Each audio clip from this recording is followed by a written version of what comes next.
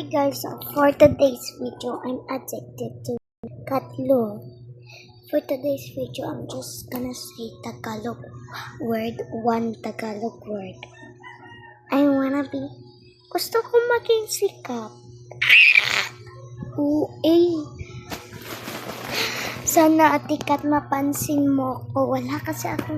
Sana may YouTube ka Atikat channel, YouTube channel. Tapos makita mo ako, diba? Kasi obsessed na ako sa inyo eh. Ay. Sorry guys, ang dami ko na yung nasabing Tagalog word, but ngayon lang muna ha. Pagbigyan niyo ako. Wala na akong post for months. Months na po. So please, Ate Luna. Obsessed na ako sa inyo ni Ate Kat.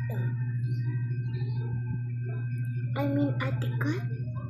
Baka naman. Kasi ang dami mo kasing binikoleksyon. Ayoko kay Josie. Pero, ba't yan ito? Gusto ko si Maloy.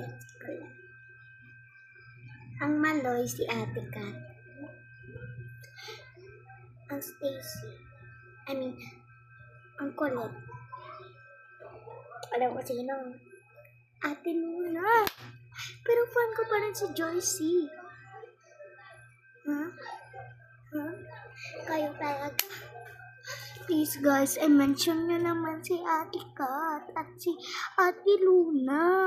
Obsessed na ako sa kanila. Parang ang saya pumunta sa bahay nila.